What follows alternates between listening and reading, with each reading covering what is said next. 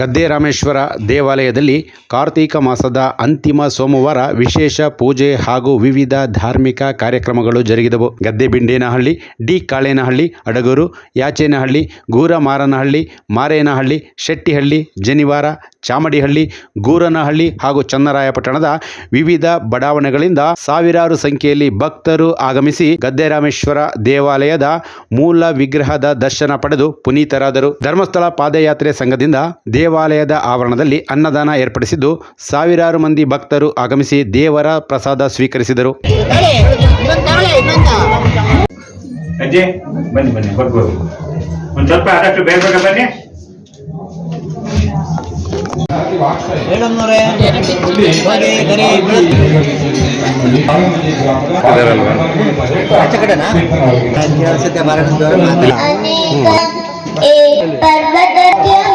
ಸೂರ್ಯನಂತಿರುವ ಆನೆಯ ಶಿವಾಯ ವಿಷ್ಣು ರೂಪಾಯ ಶಿವರೂಪಾಯ ವಿಷ್ಣುವೇ ಶಿವಸ್ಯ ಹೃದಯಂ ವಿಷ್ಣು ವಿಷ್ಣುಶ್ಚ ಹೃದಯಂ ಶಿವ. ಎಲ್ಲ ಭಕ್ತ ಬಾಂಧವರಿಗೆ ಮತ್ತು ಎಲ್ಲ ನಾಗರಿಕರಿಗೂ ಸಹ ಕಾರ್ತೀಕ ಮಾಸದಲ್ಲಿ ಕಡೆಯ ಅಂದರೆ 4ನೇ ಸೋಮವಾರದ ದಿನದ ಶಿವನ ಆಶೀರ್ವಾದಗಳು. ಈ ದಿನ ಸ್ವಾಮಿಯ ದಿವ್ಯವಾದ ಸನ್ನಿಧಾನಗಳಲ್ಲಿ ತಳಿರು ತೋರಣಾದಿಗಳಿಂದ ಮತ್ತು ವಿದ್ಯುತ್ ದೀಪಗಳಿಂದ ಅಲಂಕೃತವಾದಂತಹ ಹಾಗೂ ಭಾರತೀಯ ಸಂಸ್ಕೃತಿ ಪ್ರಕಾರವಾಗಿ ಎಲ್ಲ ಹಸಿರು ತೋರಣಗಳಿಂದ ಚಪ್ಪರಗಳಿಂದ ಅಲಂಕೃತವಾದ ಗದ್ದೆರಾಮೇಶ್ವರ ಸನ್ನಿಧಾನಕ್ಕೆ ತಾವೆಲ್ಲ ಬಂದಿದ್ದೀರಿ ಅಥವಾ ದರ್ಶನ ಮಾಡೋದಕ್ಕೆ ನಮ್ಮ ಶ್ಯಾಮ್ ಸುಂದರ್ ಅವರು ನಿಮ್ಗೆ ಅವಕಾಶವನ್ನು ಕಲ್ಪಿಸಿಕೊಟ್ಟಿದ್ದಾರೆ. ಈ ಒಂದು ವಿಶೇಷವಾದ ಶುಭ ಸಂದರ್ಭದ ಬಗ್ಗೆ ಹೇಳೋದಾದರೆ ನಾವೀಗ ಇರ್ತಕ್ಕಂಥದ್ದು ಶ್ರೀ ಗದ್ದೆರಾಮೇಶ್ವರ ಸ್ವಾಮಿ ದೇವಾಲಯ ಅಥವಾ ಗದ್ದೆರಾಮೇಶ್ವರ ಗುಡಿ. ಚಿಕ್ಕದಾಗಿರೋದ್ರಿಂದ ಇದನ್ನು ಗುಡಿ ಅಂತ ಹೇಳಿ ಕರೀತಾರೆ. ಇಂತಹ ಒಂದು ದಿವ್ಯವಾದ ಸಾನ್ನಿಧ್ಯ, ಮೂರ್ತಿ ಚಿಕ್ಕದಾದರೂ ಕೀರ್ತಿ ದೊಡ್ಡದು ಅನ್ನೋ ಹಾಗೆ ಸಹಸ್ರ ವರ್ಷಗಳ ಒಂದು ಇತಿಹಾಸ ಇರ್ತಕ್ಕಂಥದ್ದು.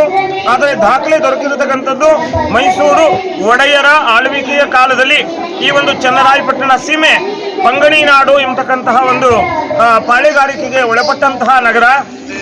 ಕೊಳತ್ತೂರು, ಅಮೃತೂರು ಹೀಗೆಲ್ಲ ಕರೀತಾ ಇದ್ರು. ಈಗ ಚನ್ನರಾಯಪಟ್ಟಣ ಎಂಬುದಾಗಿ ಪ್ರಖ್ಯಾತವಾಗಿದೆ. ಈ ಒಂದು ದೇವಾಲಯವನ್ನ 1663ರಲ್ಲಿ ಪುನರ್ ನಿರ್ಮಾಣ ಮಾಡಿದ್ದಾರೆ ಎಂಬತಕ್ಕಂಥದ್ದು ಇತಿಹಾಸ ಶಾಸನದಿಂದ ತಿಳಿಯಪಡುತ್ತದೆ. ಈ ದಿನ ಬೆಳಗ್ಗೆ 6 ಗಂಟೆಯಿಂದ ಸುಪ್ರಭಾತ, ಮಂಗಳವಾದ್ಯ ಹೀಗೆಲ್ಲ ಒಂದು ಕಾರ್ಯಕ್ರಮಗಳು ನಡೀತಾ ಬೆಳಗ್ಗೆ 9 ಗಂಟೆಗೆ ಶ್ರೀ ರುದ್ರಾಭಿಷೇಕ ಪ್ರಾರಂಭ ಆಯಿತು. ಮೊದಲು ಗಣಪತಿ ಪೂಜೆ ಮಾಡಿದ್ವಿ ಪುಣ್ಯಾಹ, ಆನಂತರದಲ್ಲಿ ರುದ್ರಾಭಿಷೇಕ ಪ್ರಾರಂಭ ಆಯಿತು, ಅಲಂಕಾರ ಅರ್ಚನಾದಿಗಳು.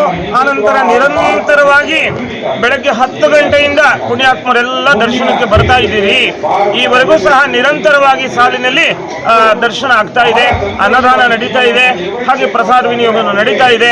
ಈ ಎಲ್ಲ ಒಂದು ಕಾರ್ಯಕ್ರಮವನ್ನ ರೂಪಿಸಿರ್ತಕ್ಕಂತಹ ನಮ್ಮ ನಗರದ ನಾಗರಿಕರಿಗೆ ಒಂದು ಬೆಂಬಲವಾಗಿ ನಿಂತು ಕಾರ್ಯಕ್ರಮ ನಡೆಸುವುದಕ್ಕೆ ಶ್ರೀ ಧರ್ಮಸ್ಥಳ ಯಾತ್ರಾರ್ಥಿಗಳು, ಪಾದಯಾತ್ರಾರ್ಥಿಗಳ ಸಂಘದವರು ಶ್ರೀ